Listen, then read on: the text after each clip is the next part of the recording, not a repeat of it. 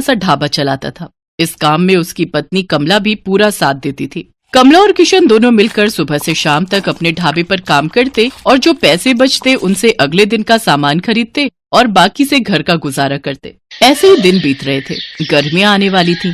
गांव के पास जो और दूसरे बड़े ढाबे और होटल थे, उन सब ने अपने ढाबे और होटल में बढ़िया एयर कंडीशनर लगवा दिए थे ताकि गर्मियों में भी ग्राहकों की भीड़ लगी रहे। इस कारण अब किशन के ढाबे पर ग्राहकों ने आना बंद कर दिया। अब ज्यादातर ग्राहक दूसरे ढाबों में ही जाकर खाना खाने लगे। इस कारण किशन की आमदनी बिल्कुल ना के बराबर हो गई। कमला, अब तो ढाबे पर ग्राहकों की भीड़ लगनी बंद हो गई है। एक भी ग्राहक रोटी खाने के लिए नहीं आता। सबको एसी ढाबों में खाने की आदत हो गई है।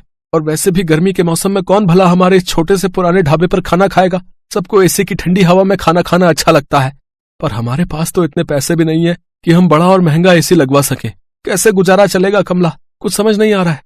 इसी बात को लेकर तो मुझे भी चिंता हो रही है। ग्राहक नहीं आते तो खाना भी रोजाना का खराब हो रहा है। हमारा तो बहुत नुकसान हो जाएगा। अब तो थोड़े से ही पैसे बचे हैं जिनसे सिर्फ एक दाल और रोटी बना सकते हैं। उसके अलावा हम कुछ नहीं बना सकते।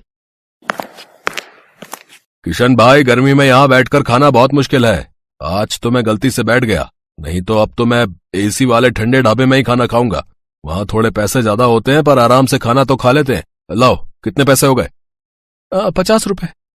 ये लो, और इस ढाबे का कुछ करो और साथ में एसी ढाबा करो इसे, नहीं तो कोई खाना खाने नहीं आएगा।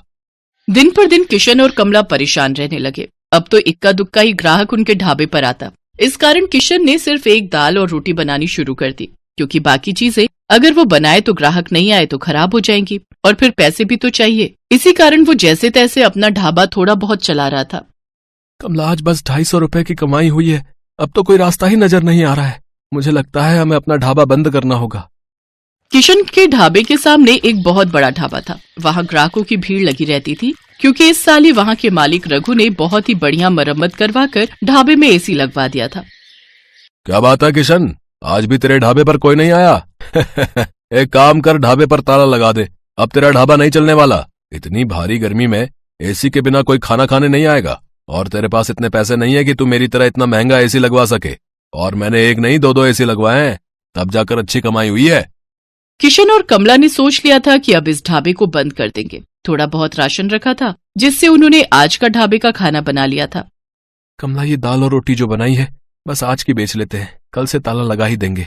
कोई फायदा दिखाई नहीं दे रहा है। हाँ, मैंने जो दाल बची थी वो बना दी है, और थोड़ी बहुत तंदूर की रोटियां भी। उस दिन पूरा दिन कोई भी ग्राहक नहीं आता। दाल और तंदूर की रोटियां ऐसी ही रखी थी। कमला, मुझे लगता है अब कोई नहीं आएगा। रात के 9 बज रहे हैं, हमें घर चलना चाहिए। सामने रघु के ढाबे पर भीड़ लगी हुई है, तो भला यहाँ कौन आएगा? तभी किशन देखता है सामने रघु के ढाबे पर एक बहुत ही जरूरतमंद आदमी अपनी गर्भवती पत्नी के साथ कुछ मदद मांग रहा है। भैया, मेरी मदद करो। मेरी पत्नी की तबीयत बहुत खराब है। हम पर कुछ गुंडों ने हमला कर दिया। हमारी गाड़ी, मोबाइल, पर्स, कैश, जेवर सब लूट कर ले गए। हम शहर जा रहे थे, हमें नहीं पता कि इस रास्ते पर बदमाश हमें लूट लेंगे। ओ भाई, ये कोई खैराती धर्मशाला नहीं है जो तुम्हें मुफ्त में यहाँ रोक लूं। चलो जाओ यहाँ से। पता नहीं कहाँ से आ जाते हैं। मुझे क्या पता, कोई चोर उचक्के लुटेरे हो तुम।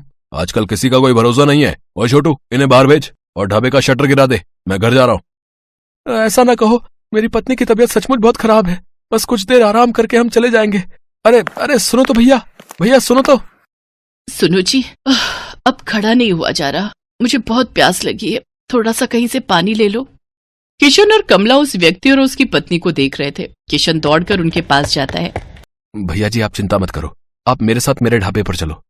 आइए बहन जी, आप मेरे साथ आइए। किशन और कमला उस व्यक्ति को और उसकी पत्नी को अपने ढाबे पर ले जाते हैं। साहब, ये दाल और रोटी आप खा लो, यहाँ कोई चिंता वाली बात नहीं है। पता नहीं, हम तो पहली बार इस रास्ते से गुजर रहे थे। जंगल का रास्ता था और पता ही नहीं चला कि कब इन बदमाशों ने हमारी गाड़ी को रोक लिया। किसी तरह से उनसे रहम की भीख मांगकर मैं अपनी पत्नी को सुरक्षित बचा कर लाया। मुझे धन दौलत की कोई कमी नहीं है। बस मैं तो कुछ देर आराम करने के लिए वहाँ सामने के ढाबे से मदद मांग रहा था, पर उन्होंने तो मेरी बात पूरी सुने बिना ही मुझे मना कर दिया। मैं अगर आज कुछ देर वहाँ रुकता तो अगले दिन अपने नौकर के हाथ पैसे भिजवा देता। तुम बहुत भले हो, तुमने भी तो बिना जाने पहचाने आज हमारी मदद कर दी। अच्छा, तो तुम ये ढाबा चलाते हो? साहब, चलाता तो हूँ, पर आज मेरा इस ढाबे पर आखिरी दिन था। मैं इस ढाबे को बंद कर रहा था। शायद आपकी किस्मत में आज मेरे ढाबे की रोटी खाना लिखा था। किशन अपना सारा दुख उस व्यक्ति को बताता है। चिंता मत करो भाई, अब तुम्हें इस ढाबे को बंद नहीं करना पड़ेगा। मेरा नाम वीरेंद्र सिंह है, मैं शहर का जाना माना व्यापारी हूँ। मेरे पास भगवान का दिया सब कुछ है, बस एक औलाद की कमी थी। वो भी भगवान ने हमारी झोली में खुशियां देकर पूरी कर दी। आज मेरी पत्नी की तुमने बहुत मदद की है। अब उसकी तबीयत में भी सुधार है और हम पति पत्नी सुरक्षित घर पहुंच जाएंगे। इससे बड़ी और क्या बात होगी। सुषमा, अब तुम्हें कैसा लग रहा है? मैं बिल्कुल ठीक हूँ जी। कमला ने मेरी बहुत देखभाल की है। अब मुझे बिल्कुल ठीक लग रहा है। अब मैं सफर कर सकती हूँ। किशन, तुम चिंता मत करो, मैं कुछ दिनों में तुम्हारे पास आता हूँ। तुम्हारे इस ढाबे को एसी ढाबा बनाने की जिम्मेदारी मेरी है। किशन और कमला की खुशी का ठिकाना नहीं था। उन्होंने किसी मजबूर की सहायता की तो भगवान ने उनकी सहायता की। कुछ दिनों बाद जब वीरेंद्र सिंह लौटता है तो उसके हाथ में एक मिठाई का डिब्बा था। उसकी पत्नी के बेटा हुआ था। बेटा होने की खुशी जानकर कमला और किशन भी बहुत खुश होते हैं। वीरेंद्र सिंह अपने खर्चे से किशन और कमला को एक बहुत ही बढ़िया और बड़ा एसी ढाबा बनाकर देता है, जो फुली एयर कंडीशनर था। किशन का ढाबा किसी बड़े 5 स्टार होटल से कम नहीं था। अब तो ग्राहकों की भीड़ उस ढाबे पर आने लगी। ढाबा देखने में बहुत सुंदर था। किशन ने गांव के और भी मजबूर लोगों को अपने ढाबे में नौकरी दी। किशन का ढाबा दिन के साथ साथ रात में भी खुला रहता था, ताकि हाईवे से आने जाने वाले लोगों को किसी भी बात की परेशानी न हो। गरीबों के लिए उस ढाबे पर मुफ्त खाना था। वीरेंद्र सिंह अपनी पत्नी के साथ अक्सर किशन के ढाबे पर आ जाता था। आज किशन के कारण ही वीरेंद्र सिंह का परिवार सकुशल था और वीरेंद्र सिंह ने भी किशन के लिए जो किया वो किसी बड़े उपकार से कम नहीं था। तभी तो कहते हैं कि भगवान अच्छों के साथ हमेशा अच्छा ही करते हैं, इसलिए हमें सदैव मजबूर लोगों की सहायता करनी चाहिए।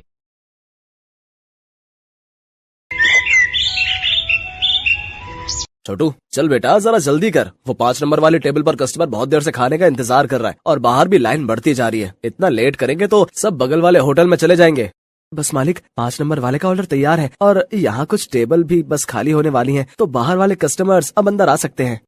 ये है सत्यभान और इसका होटल अतिथि देवो भव। जैसा इस होटल का नाम था, ठीक वैसा ही यहाँ का काम था। होटल के अंदर आने से पहले हर कस्टमर का तिलक किया जाता था और फिर बड़े ही सम्मान के साथ उसे बिठाकर खाना परोसा जाता था। इस अनोखे तरीके की वजह से ही सत्यभान का ये होटल बहुत मशहूर था और बड़ी दूर दूर से लोग यहाँ खाना खाने आते थे। होटल के खाने का बढ़िया स्वाद और यहाँ की साफ सफाई भी एक बड़ी वजह थी कि आसपास के कई होटलों और ढाबों को छोड़कर कस्टमर सत्यभान के पास ही आते थे। सर, मेरा नाम रमन है। मैं पब्लिक टाइम्स अखबार से आया हूँ। मुझे आपका इंटरव्यू करना है।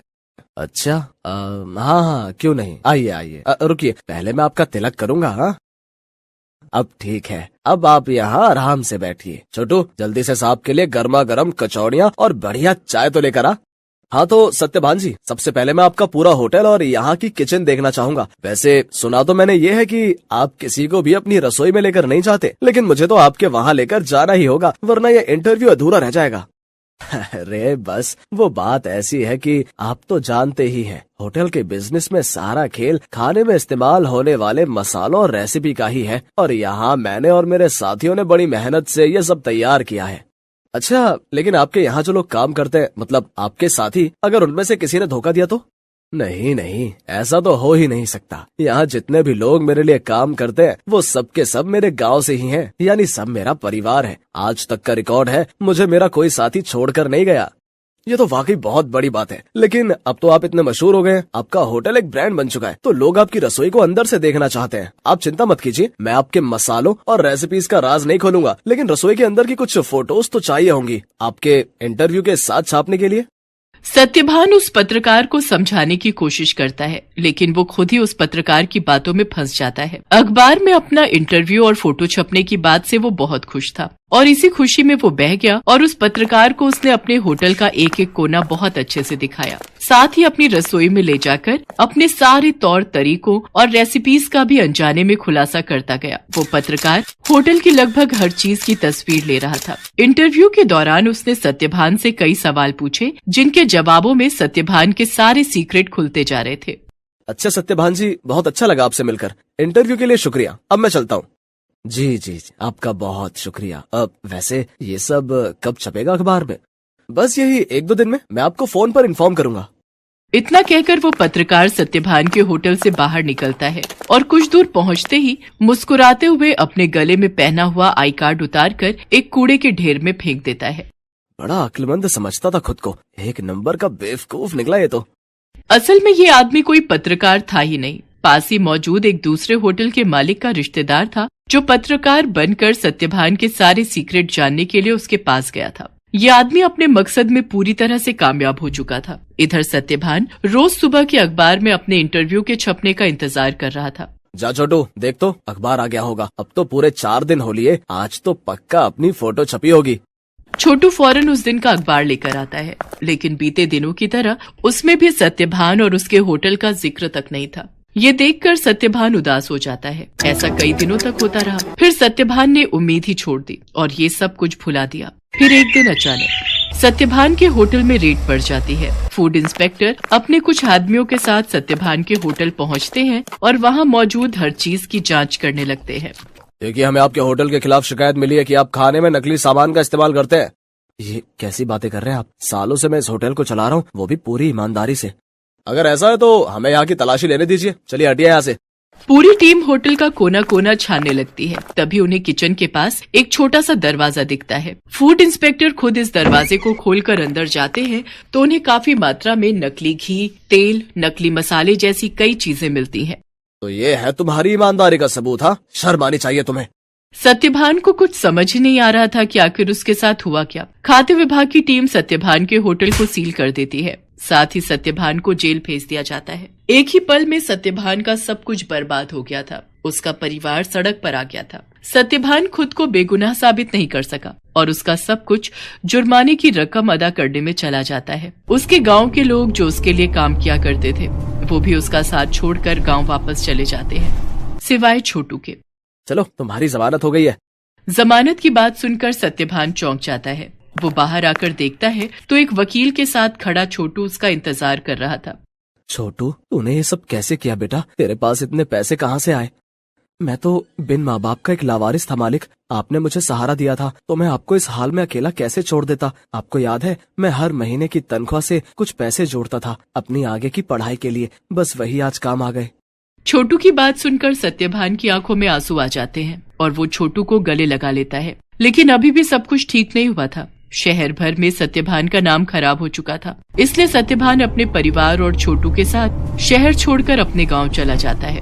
वहां बांस के बड़े बड़े जंगल थे जिनके बीचों बीच एक छोटी सी झोपड़ी बनाकर सत्यभान और उसका परिवार रहने लगता है। सत्यभान के पास गुजर बसर के लायक भी पैसे नहीं थे, इसलिए उसे कुछ तो करना ही था। तभी एक दिन उसने गांव के एक बच्चे को एक आधे कटे बांस में कुछ खाते हुए देखा। सत्यभान उस बच्चे के पास गया और उससे बोला, बेटा, ये क्या खा रहे हो? ये हरे बांस का अचार है और ये रोटी है। ये बर्तन, ये भी बांस से बना है। वो यहाँ गांव में बांस ही सबसे ज्यादा उगता है ना, तो हम लोग इसी का ज्यादा से ज्यादा इस्तेमाल करते हैं। उस बच्चे की बात सुनकर जैसे सत्यभान के दिमाग के घोड़े दौड़ने लगे। उसने फौरन छोटू को अपने पास बुलाया और उसे कुछ समझाने लगा। फिर अगले दिन तड़के सुबह ही वो छोटू के साथ बांस के जंगल में गया और ढेर सारी बांस की लकड़ियां काट कर ले आया। सत्यभान और छोटू दिन रात लगे रहे और देखते ही देखते उन दोनों ने सिर्फ बांस की मदद से पूरा का पूरा होटल बनाकर तैयार कर लिया, जहां दीवारें भी बांस की थीं और सारे बर्तन भी। अब सवाल ये था कि इस होटल में पकेगा क्या? मालिक, आप चिंता मत कीजिए, हमें जाकर सब लोगों से बात करनी चाहिए जो शहर में अपने साथ काम करते थे। मुझे विश्वास है कि वो सब हमारा साथ जरूर देंगे। छोटू की बात मानकर सत्यभान अपने गांव के लोगों से बात करता है। धीरे धीरे गांव के कई लोग उसकी मदद के लिए आगे आते हैं। कई लोग उसे मुफ्त में राशन देते हैं, जिसके साथ हरे बांस का इस्तेमाल करके सत्यभान और छोटू होटल के लिए खाना बनाते हैं। और इस तरह एक बार फिर सत्यभान का होटल चल पड़ता है। लेकिन हालात अब पहले से बहुत अलग थे। कई दिनों तक सत्यभान के होटल में एक भी ग्राहक नहीं आता। फिर एक दिन शहर से कुछ दोस्तों का एक ग्रुप वहां आता है और सत्यभान के अनोखे होटल को देखकर चौंक जाता है। कुछ नया आजमाने के इरादे से वो सभी सत्यभान के होटल के अंदर आ जाते हैं। सत्यभान उन सब की बहुत ही अच्छे से खातिरदारी करता है और फिर भाई वाह, मजा आ गया। ये तो बिल्कुल ही नया एक्सपीरियंस था। शहर से इतनी दूर इतनी अच्छी सर्विस और उससे भी बढ़िया खाना। सच में बहुत अच्छा लगा यहाँ आकर। और सबसे बड़ी बात, मुझे तो पता ही नहीं था कि बांस को भी खा सकते हैं, वो भी इतने अलग अलग रेसिपीज में। सत्यभान के खाने और अलग किस्म के होटल की तारीफ वो सभी दोस्त अपने दूसरे दोस्तों से जाकर करते हैं, जिसके चलते और भी लोग खास तौर पर सत्यभान के होटल में खाना खाने वहां पर आते हैं। सत्यभान की सर्विस और खाना बहुत जल्दी अपना पहचान बना रहा था। लोग शहर के हाई फाई होटल छोड़कर सत्यभान के पास गांव में आ रहे थे। धीरे धीरे सत्यभान की गाड़ी पटरी पर आने लगती है और उसके पुराने साथी जो गांव में ही थे वो भी उसके पास काम पर लौट आते हैं। मालिक, भगवान की दया से अब सब ठीक हो रहा है, लेकिन अब तक ये समझ नहीं आया कि आखिर वो सब नकली सामान उस दिन अपने होटल में आया कहाँ से। ये पहेली तो सच में सुलझानी ही होगी छोटू। मुझे लगता है मुझे कुछ करना चाहिए। सत्यभान के पास अब इतने पैसे जमा हो चुके थे कि वो अपने खिलाफ रची गई साजिश की जांच करवा सकता था। वो अपने केस को रीओपन करवाता है और एक प्राइवेट डिटेक्टिव की मदद से सारा सच बाहर निकलवाता है। असल में रमन जो सत्यभान के पास पत्रकार बनकर आया था, ये सब उसके और उसके रिश्तेदार की सांठगांठ थी, जो सत्यभान के पुराने होटल के पास ही अपना होटल चलाता था। साथ ही सत्यभान की तरक्की से जलता भी था। रमन के द्वारा जुटाई गई जानकारी की मदद से ही वो सारा नकली सामान रातों रात चुपके से सत्यभान के होटल के अंदर पहुंचाया गया था। प्राइवेट डिटेक्टिव ने सारे जरूरी सबूत जुटा लिए थे, जिनकी मदद से दूध का दूध और पानी का पानी हो गया। दोषियों को सजा मिली और सत्यभान को उसकी खोई हुई इज्जत। शहर में मौजूद सत्यभान की सारी संपत्ति उसे वापस मिल जाती है, जहां सत्यभान फिर से अपना होटल शुरू करता है, लेकिन बिल्कुल नई